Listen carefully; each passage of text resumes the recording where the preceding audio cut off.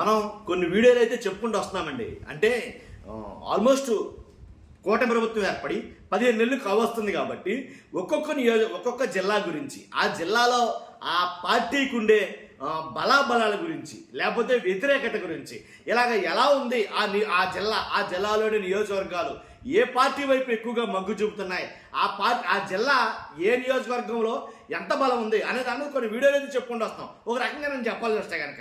కాబట్టి బలాబలాల గురించి మాట్లాడుకోబోయే ముందు అప్పుడే ఎందుకు, ఇది ఎప్పుడో 4 సంవత్సరాల తర్వాత కదా చేయాల్సింది అని చాలామంది అయితే ప్రశ్నలు వేస్తున్నారు. ఇప్పుడు ఓ కుర్రోడికి వీక్లీ టెస్ట్లని, మంత్లీ టెస్ట్లని, ఇయర్లీ టెస్ట్లని ఎలా ఉంటాయో అలా టెస్టులు లాంటివి నన్ను అడిగితే కనుక ఇవి. కాబట్టి ఆ నియోజకవర్గంలో కూటమి ఎమ్మెల్యే అభ్యర్థి ఎలా ఉన్నాడు ఏంటి అనేది ఖచ్చితంగా తెలుసుకోవడంలో తప్పేం లేదంటాను నేను. కాబట్టి నంద్యాల జిల్లాలో ఏ పార్టీ వైపు ఈ నియోజకవర్గాలు ఉన్నాయి, ఏ పార్టీ వైపు ఎక్కువ మొగ్గు చూపుతున్నాయి, నంద్యాల జిల్లాలో గెలిచే కూటమి ఎమ్మెల్యే అభ్యర్థులు ఎవరు, ఓడిపోయే వాళ్ళు ఎవరో అని అంటే కనుక నంద్యాల జిల్లా అనేది కూటమి 2024 ఎన్నికల్లో క్లీన్ స్విప్ చేసింది. దాంట్లో ఎలాంటి డౌట్ లేదు, క్లీన్ స్విప్ చేసింది. ఇప్పుడు క్లీన్ స్విప్ అయ్యేటట్టు పరిస్థితులు ఉన్నాయా, అక్కడ పరిస్థితులు ఏమైనా మారాయా, దీని గురించి అయితే మాట్లాడదాం. ఖచ్చితంగా ఫస్ట్ అయితే లైక్ చేయండి, ఎక్కువ మందికి ఇన్ఫర్మేషన్ చేరాలి కాబట్టి మీ బాధ్యతగా లైక్ చేయండి. అంతేకాదు నాకు మోటివేషన్గా ఉంటుంది, ఎక్కువ మందికి ఇన్ఫర్మేషన్ షేర్ అవుతుంది. షేర్ చేయండి, కొత్తగా మన ఛానల్ చూస్తే పక్కాగా సబ్స్క్రైబ్ చేయండి. మీ అమూల్యమైన అభిప్రాయాన్ని కామెంట్ రూపంలో తెలియజేయండి. నంద్యాల జిల్లాలో ఉన్న ఏదైతే 6 నియోజకవర్గాల్లోనూ 6కి 6 క్లీన్ స్విప్ చేసిన కూటమి ప్రభుత్వం ఇప్పుడు ఎలా ఉంది, 6కి 6 క్లీన్ స్విప్ చేయగలదా? ఇప్పుడు ఎన్నికలు వస్తే, జమిలీ ఎన్నికలు వచ్చినా లేకపోతే 2029 ఎన్నికల్లో అయినా క్లీన్ స్విప్ చేసే దిశగా ఉందా, లేకపోతే అక్కడ పరిస్థితులు ఏమైనా మారినాయా, ఇదే మనం చెప్పాలనుకున్నాం. ఇప్పుడు ఉదాహరణకి ఎలా అంటే ఒక నియోజకవర్గం చూసుకుందాం. ఉదాహరణకి భూమా అఖిలప్రియ గారు ఉన్నారు ఆళ్లగడ్డ నుంచి. 2024 పరిస్థితి, 2024లో పరిస్థితులు వేరు, ఇప్పుడు పరిస్థితులు పూర్తి ఆపోజిట్గా మారాయి. మీరు నమ్మాలి, ఎందుకంటే వాస్తవాలు ఉన్నాయి. ఎలా అంటే తను అధికారంలోకి వచ్చిన తర్వాత, భూమా అఖిలప్రియ గారు అధికారంలోకి వచ్చిన తర్వాత యథేచ్ఛగా అయితే కనుక ఏదైతే ట్యాక్సులు కానీ, అలాగే ఇక దౌర్జన్యాలు కానీ ఇలాంటివి ఎక్కువగా మితిమిరిపోయి నాకేంటి అనే ధోరణిలో ఉన్నారో. కాబట్టి చెలరైపోయారని చెప్పాలి, ఒక ముక్కలే చెప్పాల్సి వస్తాయి. ఎందుకంటే అఖిలప్రియ గారు వర్సెస్ బ్రిజేందర్ రెడ్డి, అలాగే అహోబిలం సాక్షిగా టోల్ టెండర్లపై ఎంత రగడ జరిగిందో మీకు తెలుసు. ఆ టోల్ టెండర్ల గురించి మొత్తం రాష్ట్ర వ్యాప్తంగా మాట్లాడుకున్నారు దీని గురించి. అంతేకాదు బాగా ఫేమస్ అయిన విషయం ఏంటంటే చికెన్ మీద ట్యాక్స్. అట్లీస్ట్ చికెన్ షాపుల మీద కూడా ట్యాక్స్ వేస్తున్నారు ఎవరు, భూమా అఖిలప్రియ గారు అని అయితే మాట్లాడటం జరిగింది. కాబట్టి ఇలా 1-2 కాదండి, భూమా వర్సెస్ గంగుల కుటుంబం చిరకాల ప్రత్యర్థులు అది ఎప్పుడు జరుగుతూ ఉన్నాయి. కానీ ఏదో ఒక రగడ, ఏదో ఒక గొడవ అక్కడైతే కనుక ఉంటుంది ఆ నియోజకవర్గంలో.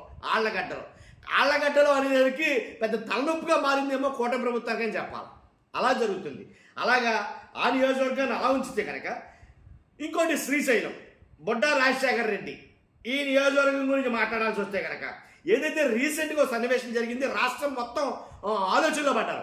ఏంటి ఎంత దారుణమా అన్నట్టుగా ఆలోచించారు. ఎందుకంటే శ్రీశైలంలోని ఏదైతే అటవీ శాఖ సిబ్బందిపై దాడి జరిగిందో, అటవీ శాఖ సిబ్బందిపై దాడి జరిగి వాళ్ళ కారు లాక్కుని వాళ్ళ కారుతోటి చక్కర్లు కొడుతూ నానా హంగామా అయితే కనుక క్రియేట్ చేశారు శ్రీశైలం ఎమ్మెల్యే బొడ్డా రాజశేఖర్ రెడ్డి. దాని మీద అటవీ శాఖ సిబ్బందిపై దాడి చేసిన ఆ వీడియో ఏదైతే ఉందో సోషల్ మీడియాలో బాగా వైరల్ అయింది. ఖచ్చితంగా కేసు పెట్టాల్సిన పరిస్థితి వచ్చింది. కాబట్టి కేసు పెట్టారు, ఏదో తూతూ మంత్రంగా అనిపించుకుంటారు తప్ప కేసులేం పనిచేయమనుకోండి. కాకపోతే వాళ్ళ మీద చేసిన దాడి మొత్తం రాష్ట్రం మొత్తం నివ్వెరపోయేలా చూశారు వాస్తవంగా అయితే కనుక. కాబట్టి ఇలాంటి వ్యతిరేక కార్యక్రమాలు ఎక్కువగా జరుగుతాయి. కాబట్టి ఇక్కడ కూడా ఈ నియోజకవర్గంలో కూడా తీవ్రమైనటువంటి వ్యతిరేకత ఉంది. భూమా అఖిలప్రియ గారు కావచ్చు, బొడ్డా రాజశేఖర రెడ్డి గారు కావచ్చు, తీవ్ర వ్యతిరేకతను అయితే మూట కట్టుకుంటున్నారు ఇలాంటి వాళ్ళందరూ. గిత్తా జయసూర్య నందికొట్కూరు ఎలా అంటే MP Byreddy Shabari versus MLA Gitta Jayasurya అని చెప్పాలి. ఇదేంటబ్బా, వీళ్ళకే పట్టం లేదు. మరి ఏం చేయమంటారు, వాళ్ళలో వాళ్ళకే అంటే ఎంపీకి ఎమ్మెల్యేకి పట్ల. ఎమ్మెల్యేలోనే 2 వర్గాలు, మళ్ళీ ఇక్కడ టీడీపీలోనే 2 వర్గాలు, దానికి తోడు జనసేన.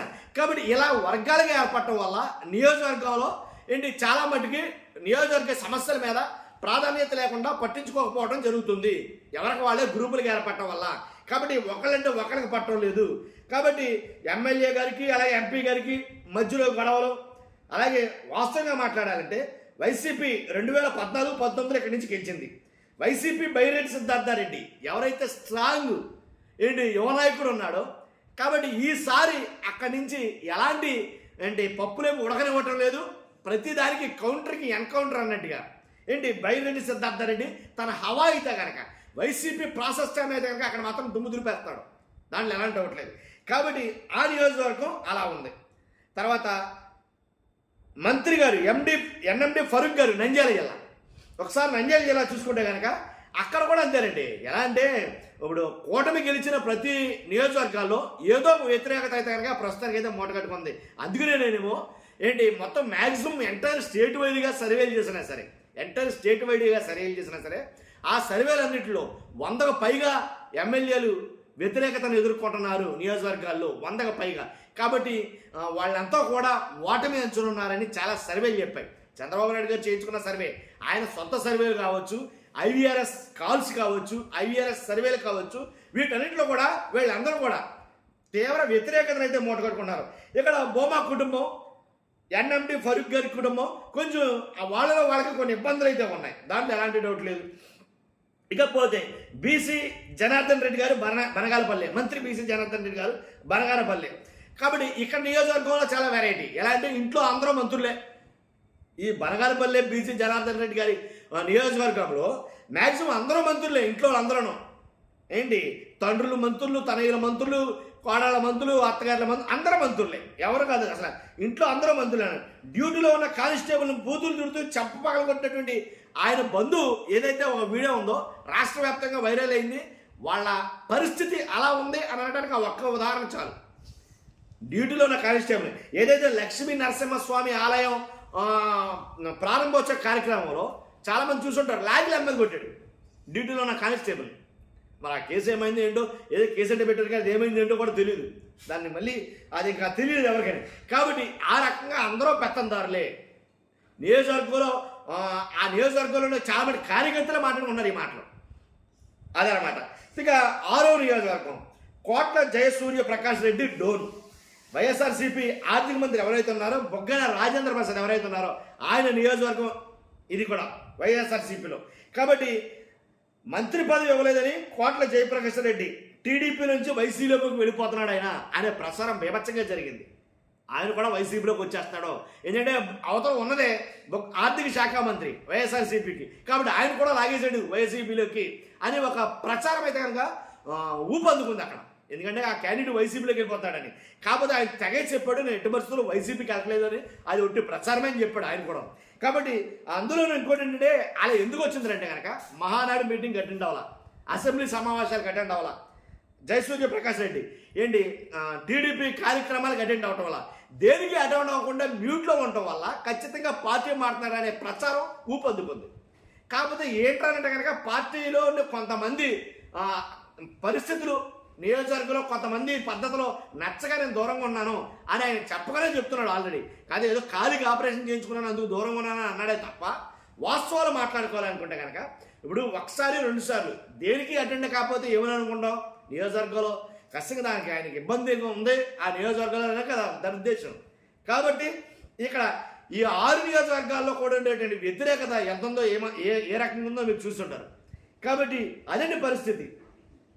అటు ఇటు అంటే కనుక బోమా అఖిలప్రియ గారిది టైట్ ఫైట్ ఉండొచ్చు నాకు తెలిసి. తర్వాత మిగిలినవన్నీ కూడా వన్ సైడ్ వార్ అన్నట్టుగా జరగవచ్చు. కాబట్టి వైసీపీకి మంచి పట్టించే జిల్లాగా మారబోతుంది. వైసీపీలో ఈ జిల్లా మంచి పవర్ఫుల్గా తయారవబోతుందని నా అభిప్రాయం. చూస్తున్నా మీరు అందరూ కూడా మీ అభిప్రాయం కామెంట్ రూపంలో తెలియజేయండి, తప్పే లేదు. కొత్తగా మన ఛానల్ ఇస్తే పక్కాగా సబ్స్క్రైబ్ చేయండి. మీ అమూల్యమైన అభిప్రాయాన్ని కామెంట్ రూపంలో తెలియజేయండి. Thank you very much.